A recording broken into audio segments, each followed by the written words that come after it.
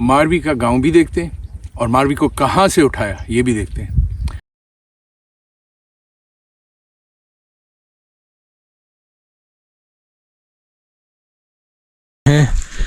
इस गांव का नाम है भालवा। उमर साहब वहाँ से निकलने के बाद यहाँ पहुँचे और यहाँ आकर उन्होंने मारवी को देखा इस कुएं पर। अस्सलाम वालेकुम। लोक दास्तानें या आप ये कह लें कि रोमानवी लोक दास्तानें जैसे हीर रांझा, सोनी महिवाल, सस्सी पुन्नू और इस तरह की बहुत सी लोक दास्तानें होती हैं।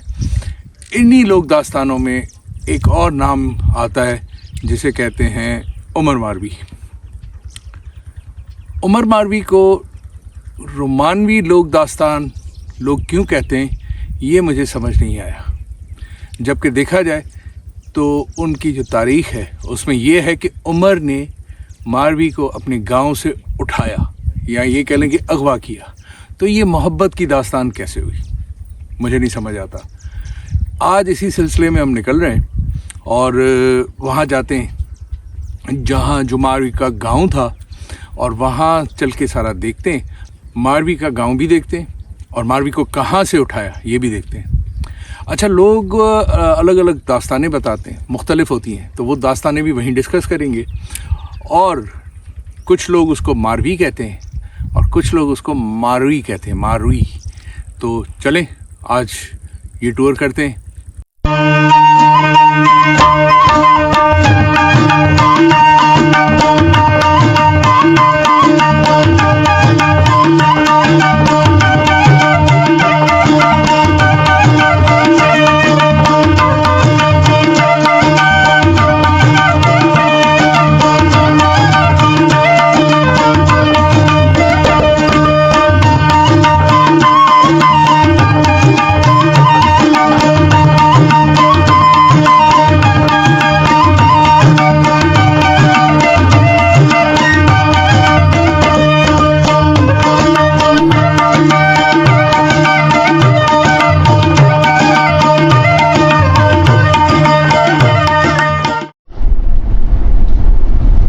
ये जी आ गया अमरकोट। अगर आपको नज़र आ रहा हो, ये जो मेरे लेफ्ट पे है ये है अमरकोट, उमर का कोट। ये है सीधा रोड इस्लाम कोट जाता है।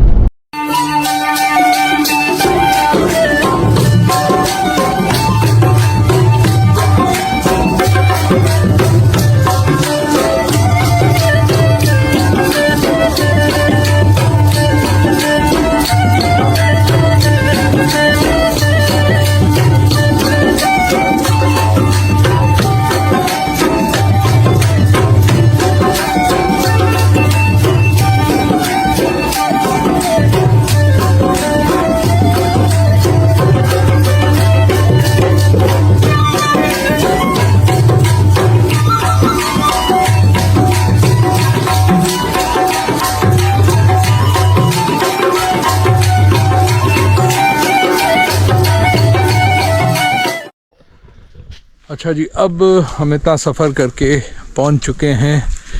इस गांव का नाम है भालवा और ये मारवी का गांव था और यहाँ ये कल्चर डिपार्टमेंट ने इसको फिर से तामीर किया, रेनोवेट किया ताकि यहाँ पता चल सके। ये है वो कुआं जहाँ मारवी पानी भरती थी।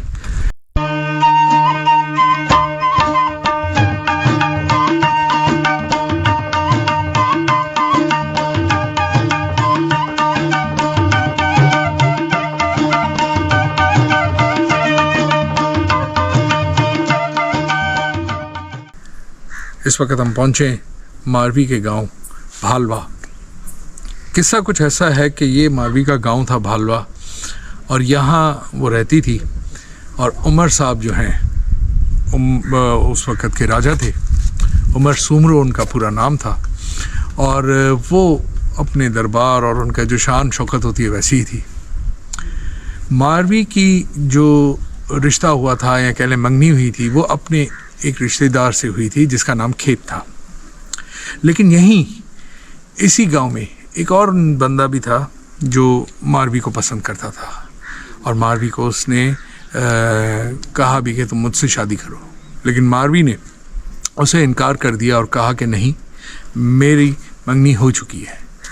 यही चीज़ जो है उसको बुरी लगी और वो यहाँ से निकला किसी तरीके से। अब ये नहीं पता कि किस तरीके से, लेकिन ये बात उमर तक पहुँची कि एक गांव में भालवा, और वहाँ एक बहुत ही खूबसूरत और हसीन लड़की है जिसका नाम मारवी है। उमर साहब वहाँ से निकले। निकलने के बाद यहाँ पहुँचे और यहाँ आकर उन्होंने मारवी को देखा इस कुएं पर, जो ये कुआं आप देख रहे हैं। मारवी जो है पानी भर रही थी। मारवी को देख के वो दीवाना हो गया उसका, और उसको कहने लगा कि तुम मुझसे शादी करो। मारवी का वही जवाब, नहीं, मेरी मंगनी हो चुकी है और जो मेरा मंगेतर है मैं उसी से करूँगी। उमर साहब को ये बात अच्छी लगी नहीं। उन्होंने उनको अगवा किया, उठाया और लेके साथ पहुँचे अपने उमर किले में, जो किला है आज जो जिसका नाम है उमरकोट, अपने गांव। वहाँ मारवी को बहुत अरसा रखा, तकरीबन कुछ कहते हैं साल, कुछ और ज़्यादा बताते हैं, लेकिन मारवी नहीं मानी। मारवी को हर किस्म की लालच दी उमर ने कि मैं तुम्हारे लिए, हर चीज़ तुम्हारी है, मैं तुम्हारे लिए कुछ भी कर सकता हूँ, लेकिन मारवी नहीं मानी। बिला आखिर हुआ ये कि उमर को उसको छोड़ना पड़ा। उमर को छोड़ना पड़ा और उमर ने कुछ लोगों के साथ उसको इधर वापस भेजा, और उन्होंने इधर गवाही दी सब ने कि मारवी जो है जैसी यहाँ से गई थी वैसी है पाक दामन। मारवी की शादी हुई खेत से, और उसी रात वो इंतकाल कर गई, शायद इस गम में कि मुझे मेरा मियाँ क्या समझे, ये वल्लाह आलम, अल्लाह जानता है, लेकिन उसका इंतकाल उसी रात हो गया। ये मुख्तसर सी कहानी थी। मेरा कहना यह है कि जैसे हीर रांझा, ससी पुनो, सोनी महिवाल, ये एक लव स्टोरीज़ हैं, या ये कह लें कि ये एक फोक टेल्स हैं, लेकिन ये मोहब्बत की कहानियाँ हैं। इन मोहब्बत की कहानियों में उमर मारवी को क्यों मिलाया जाता है? उमर मारवी मोहब्बत की कहानी नहीं है। ये कहानी है उस लड़की की जिसने अपनी गैरत, अपनी इज्जत को बचाया और अपने नाम को, अपने पाक दामनी को बचाया। तो इस कहानी को मेरी नज़र में उन कहानियों से ना जोड़ा जाए। जब नाम लिए जाते हैं लैला मजनू, शीनी फराद, ससी पुनो, सोनी महिवाल, तो उन नामों के साथ उमर मारवी नहीं लिया जाना चाहिए, क्योंकि उमर ने ज़बरदस्ती की। ये कोई प्यार, ये कोई मोहब्बत नहीं है। हाँ, इसको अगर कहना चाहिए तो ये कहना चाहिए सिंधी में तो सिंध जी रानी मारवी, या ये कहना चाहिए दिलेर रानी मारवी, क्योंकि उस जैसी दिलेरी, उस जैसी हिम्मत बहुत कम लोगों में होती है। बस इतना आपको बताना था। अब मैं आपको ये सारा दिखाता हूँ। इधर एक कल्चरल सेंटर भी बना हुआ है।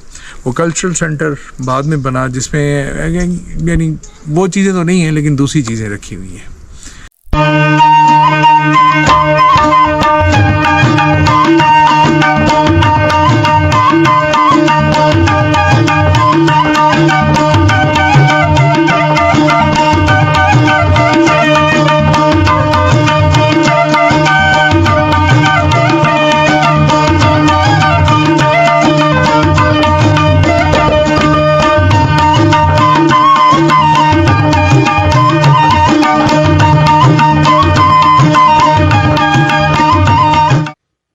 अच्छा, अब मैं आपको अभी म्यूजियम दिखाता हूँ इसका, जो इन्होंने बनाया है।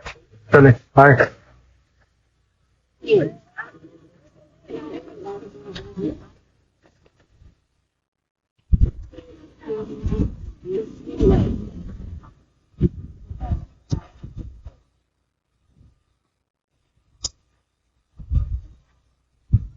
ये जो म्यूजियम है, ये गवर्नमेंट ऑफ सिंध ने बनाया है, लेकिन इसमें जो है वो चीजें हैं जो कोई मारवी से या उमर से लिंक नहीं है, लेकिन ये बाद में रखी गई है। फिर आइए,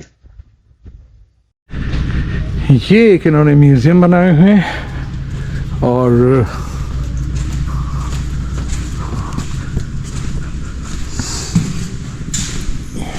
ये देखिए, बस ये उन्होंने एक कल्चर और एक जो ये है स्टोरी कहानी उसको रिप्रेजेंट करने के लिए इस तरह किया हुआ है। और ये जो है बर्तन ये दिखाए हुए हैं कि ये उस टाइम के, उसी ज़माने के या मुख्तलिफ अदवार के ये वो बर्तन है।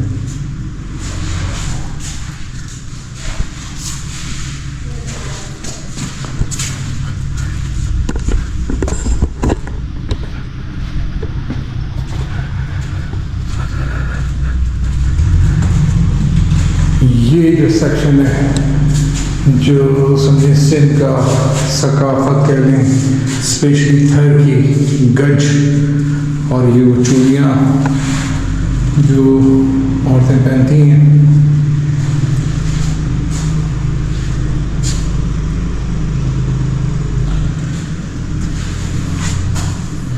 ये स्पेशली लुंगी से कहा जाता है, मर्दों के लिए होती है। ये सेक्शन था। अच्छा, ये आप देखें जैसे ये भी उसी ज़माने के यानी दिखाए हुए बर्तन जो कि सिंध में यूज़ होते थे थर्ड साइड पे।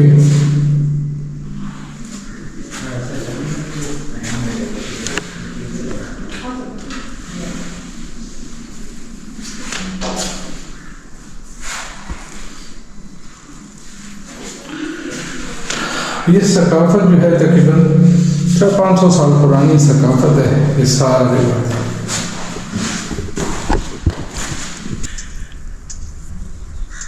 यहाँ इतना सफ़र करके आके ये मुझे ख़ुद भी देखना था, आप लोगों को भी दिखाना था, और आखिर में यही गुजारिश कि मेरे YouTube चैनल आसिफ शाह गिरोर को सब्सक्राइब कीजिएगा, शेयर कीजिएगा, लाइक कीजिएगा, कमेंट्स कीजिएगा।